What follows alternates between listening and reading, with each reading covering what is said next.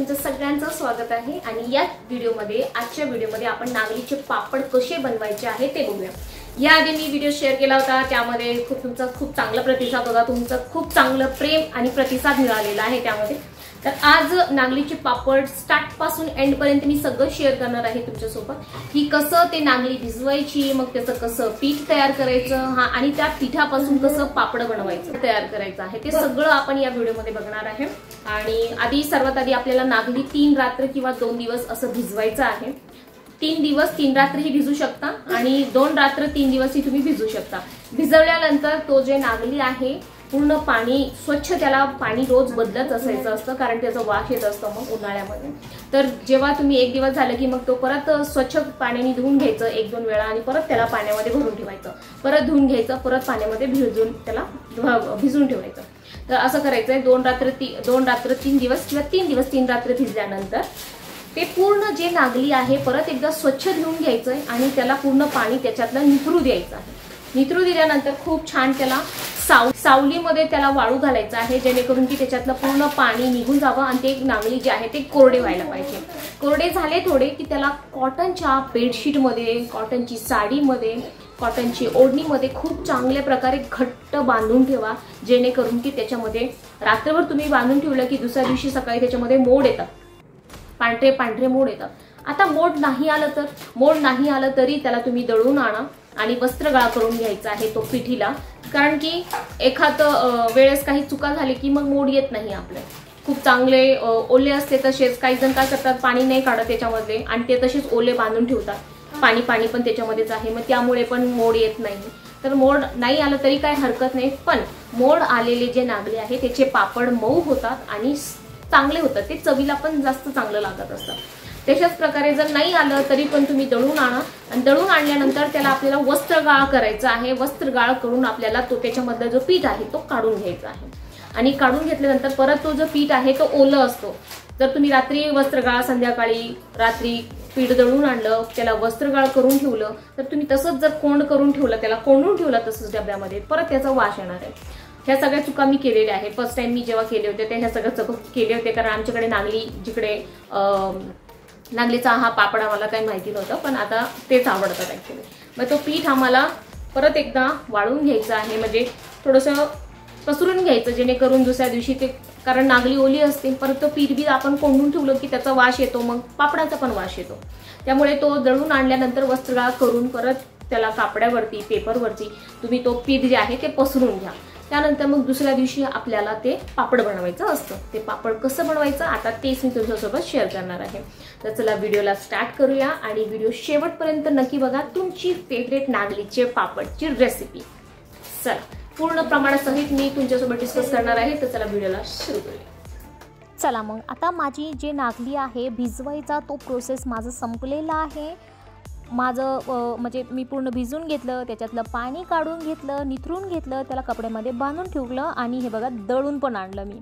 त्याला दळून आणलं आणि त्यानंतर आपल्याला वस्त्रगाळ करायचं आहे। वस्त्रगाळ केल्याने एवढं पांढरं शुभ्र, एकदम सुंदर छानसा असं ना पांढरं शुभ्र असं पीठ आपलं तयार होतं। तुम्ही विचारतो ना की पीठ कसं तयार करायचं आहे, तर असं तयार करायचं आहे। 2 दिवस 3 रात्री किंवा 3 दिवस 3 रात्री तुम्ही ठेवायचं, त्यानंतर त्याच्यातलं पाणी पूर्ण गाळून घ्यायचं, त्याला परत निथरू द्यायचं, नंतर मग त्याला कपड्यात बांधायचं, मोड येतात, मग दळून आणायचं, मग त्याचं वस्त्रगाळ करून पीठ तयार करायचं। हा सोपी पद्धत आहे।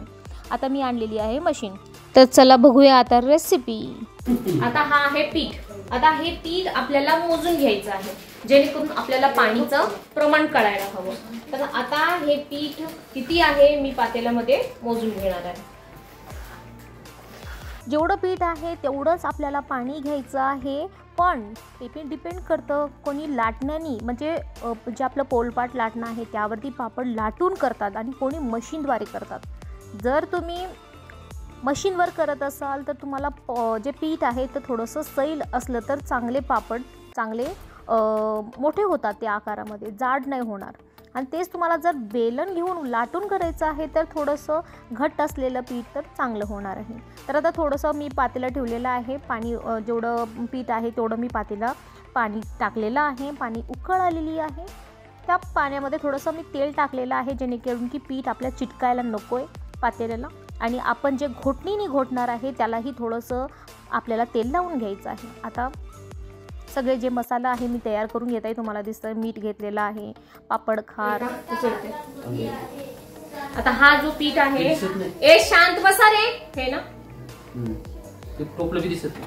हा जो आहे, आता हे 2 किलोचा पीठ आहे. 2 किलोच्या पिठेला मोठ्या चमचेने मी 3 चमचे जिरे अजवाईन पावडर आहे, 3 चमचे मीठ आहे. मीठ कमी जास्त आपल्याला करता येतं त्यामध्ये. आणि मी तीळ जास्त टाकलेला आहे, तर तिळचं काही प्रमाण नाही आहे, तुम्हाला तुमच्याकडे असेल तर टाका, पण पापडामध्ये टेस्ट येतं म्हणून मी तीळ जास्त घेतलेला आहे. आणि हे आहे पापड खार, तर हेही 3 चमचे पापड खार आहे. ह्या चमच्यानी, पोहेच्या चमच्यानी 3 चमचे किंवा 3.5 चमचे पापड खार घ्या.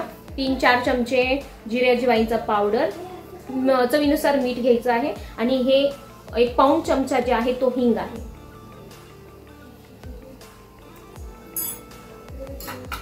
चला आता हे सगळं मिश्रण आपण त्यामध्ये टाकून देऊया. आणि इकडं मी एक्स्ट्रा पाणी गरम करून गेलेलं आहे, म्हणजे जर मला पीठ हे करायला लागत असेल पातळ करायला, तर हे गरम पाणी मी त्यात ओतणार आहे.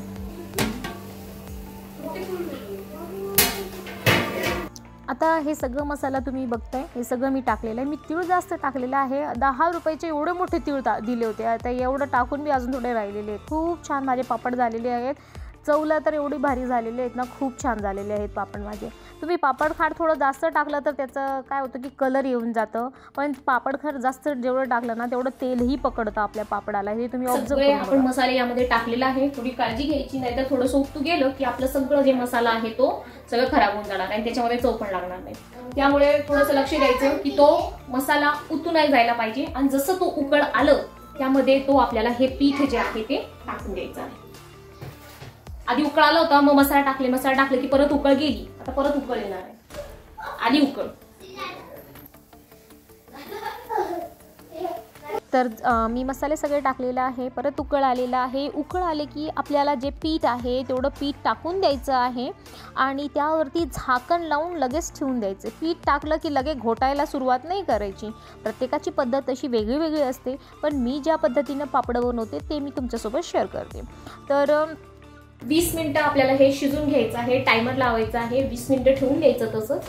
मग 20 मिनिटं झाले की मग आपल्याला ह्या घोटणी घेऊन मस्तपैकी घोटून घ्यायचं आहे. चला आता 20 मिनिटांनंतर भेटू. तर आता माझं 20 मिनिटं झालेलं आहे आणि त्यानंतर आता एक कोपऱ्यामध्ये घेऊन जायचं, कारण तो पातेला हलतो आणि त्याला खूप जोर लावा लागतं. तर 2-3 बायांची पातेला पकडायची हे ते करायची अजिबात गरज नाही आहे. एक छानसा कोपरा पकडायचं ज्यामध्ये 2 भिंत असतात, मग त्या भिंतीकडे आपले पाय टेकून बसायचं. आता जसं त्या पद्धतीनं मी बसलेली आहे, जेणेकरून पातेला हलणार नाही आणि कोणाची गरजही लागणार नाही आणि एकट्याने घोटणं पण होऊन जातं.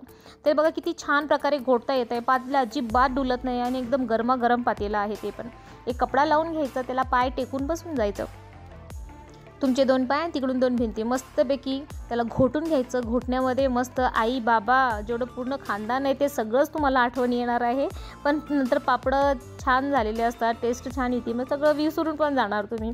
खूप छान आणि टेस्टी लागतात पापडं. माझी पण फेवरेट आहे हे पापडं, मी दरवर्षी करत असते आणि नक्की तुम्हाला पण आवडणार आहे. ज्या रेसिपी मी सांगितलेलं आहे त्या पद्धतीनं पापडं बनवून बघा, काहीच पापडं बिघडणार नाही, एकच नंबर पापडं होणार आहेत. आता यामध्ये मला मशीनवर करायचे आहे पापडं, त्यामुळे मग मी काय केले की अजून थोडंसं पीठ जे आहे ते सैल करून घेतलेलं आहे. पातळ असलं की तो गरमागरम पीठ असतं आणि थोडंसं सैल असलं की लवकर मशीनमध्ये दाबलं जातं पापडं आणि छान त्याला लाटायची पण गरज नाही आहे. आता मी जे पापड केलेलं आहे अजिबात त्याला बेलांचा वापर केलेला नाही आहे. फक्त तो पापड करायचा फक्त लहान मुलांचा खेळ झालेला आहे. पापड घ्यायचे, फक्त लाटे बनवायचे मस्तपैकी. तवा गरम करून ठेवायचं, त्यावरती 1-10 मिनिटं ठेवून द्यायचं, म्हणजे तो वाफून जातो. त्यानंतर मग पापड करायचे. तर ते पापड जे आहे ते मी व्यवस्थितपणे घोटून घेतलेलं आहे, अजून थोडंसं पाणी टाकून.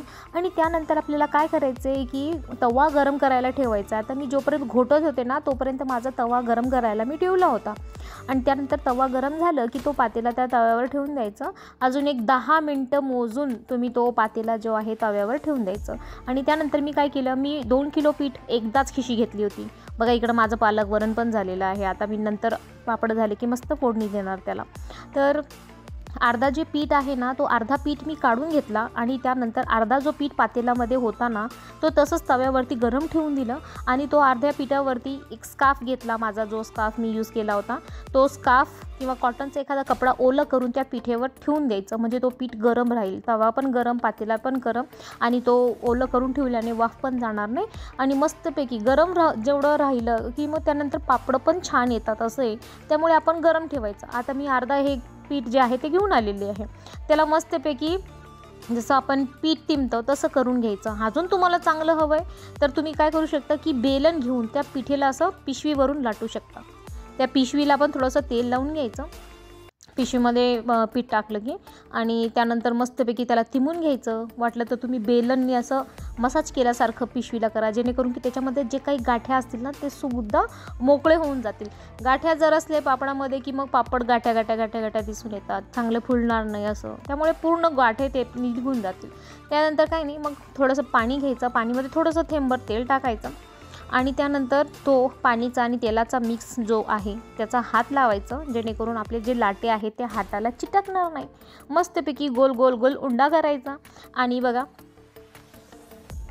जे कटिंग करून घ्यायची आहे, जे आपल्याकडे पिशवी वगैरे असतात साडीचे, कपड्याचे जे पण असतील, त्यावरती दोन्ही साईडनी थोडंसं तेलाचा पाण्याचा हात फिरवायचं आणि त्यानंतर एक खाली ठेवायची पिशवी, त्यावरती लाट्या ठेवायचा जे लाडू आहे ते पिठीचा, परत त्याच्यावरती एक पिशवी ठेवायची आणि त्यानंतर मग काय करायचं, तो दाबून द्यायचं मस्तपैकी. आता हे बघा एवढं सुंदरसे असे पापडं आलेले आहेत, त्याला लाटायची पण गरज नाही आहे. त्यामुळे पीठ थोडंसं सैल करा जर तुम्ही मशीननी करणार असाल, आणि लाट्या घेऊन ते लाटत बसायची गरज नाही आहे अजिबात. माझे A1 पापड झालेले आहेत, चवीला पण खूप भारी झालेले आहेत. त्याच्यामुळे ना लाटत बसायला तेवढं वेळही नसतं आणि तेवढं कोणी येणार बी नाही तुमच्या घरी की कोणीतरी लाटायला, तुम्हाला एकट्यालाच करायचं आहे हे समजून घ्या. त्यामुळे मशीन घ्यायची आणि आपलं पटकन पापड करायचं आणि बाजूला व्हायचं, कारण विकत आणणं आपल्याला होणार नाही. 500 रुपये शेकडा भेटणार आहे मार्केटमध्ये, मी जिकडे विचारले, म्हणजे एक पापड 5 रुपयाचं आहे. त्यापैकी आपल्याला काही विकायचं नाही आहे, काही नाही, आपल्याला जसं आलं तसं आलं, आपल्याला घरच्यांना खाण्यासाठी खूप छान होऊन जातात आणि फॅमिली टाईम होऊन जाते आणि तुमच्यासोबत तुमच्या घरच्यांना सुद्धा कळतं की उन्हाळ्याचे कामं म्हणा, जे असं वाटतं ना की बाईंना काय कामं राहतात, त्यांना सुद्धा कळून येतं कुठं ना कुठं की हा खरंच बाईंना खूप कामे असतात. जेव्हा तोपर्यंत आपणच करतो ना, त्यापर्यंत कोणत्याच माणसाला जाणीव नसते, पण जेव्हा तुम्ही लेकरा बाळांना घेऊन करता त्यामुळे आपल्याला पण छान वाटतं, फॅमिली टाईम पण होतो आणि त्यांना आपल्या कष्टाची जाणीव पण होते की पापड करायला किती मेहनत लागते. तर चला आता व्हिडिओ संपला इकडेच. व्हिडिओ आवडला असेल तर लाईक शेअर सबस्क्राईब नक्की करा. आधीच्या व्हिडिओसारखं ह्या व्हिडिओलाही तसंच प्रेम द्या. Bye bye.